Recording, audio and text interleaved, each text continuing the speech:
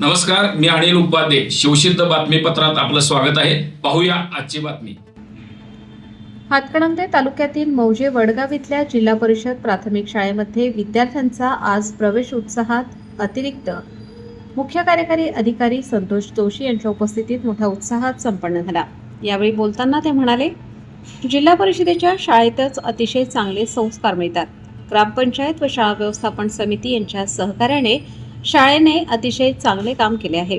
यावेळी बोलताना जिल्हा परिषद सदस्य आतिश शेंगे म्हणाले, जिल्हा परिषदेच्या माध्यमातून शाळेच्या भौतिक सुविधेसाठी 10 लाख रुपयांचा निधी उपलब्ध करून देणार आहे.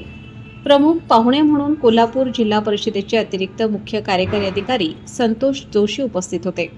अध्यक्षस्थानी सरपंच कस्तुरी पाटील या होत्या. अतिरिक्त मुख्य कार्यकारी अधिकारी संतोष जोशी म्हणाले, जिल्हा परिषदेच्या शाळा टिकण्यासाठी सर्वांनीच प्रयत्न केले पाहिजेत. जिल्हा परिषदेच्या शाळांमधूनच चांगले संस्कार मिळतात. जिल्हा परिषद शाळांमधूनच अनेक चांगले अधिकारी घडलेले आहेत.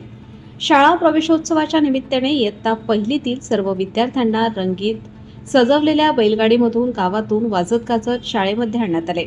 विद्यार्थ्यांना पाठ्यपुस्तके व गणवेश वाटप जिल्हा परिषद सदस्य आतिश शेंगे, उपमुख्य कार्यकारी अधिकारी संतोष जोशी, सरपंच कस्तुरी पाटील, उपसरपंच स्वप्नील चौगुले या मान्यवरांच्या हस्ते करण्यात आले. सर्वांना व्यसनमुक्ततेची शपथ देण्यात आली.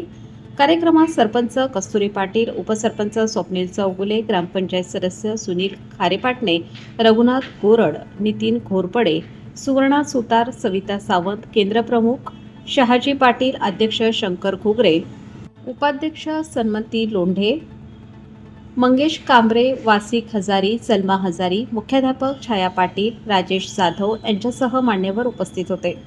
कार्यक्रमाचे सूत्रसंचालन महेश बन्ने यांनी केले.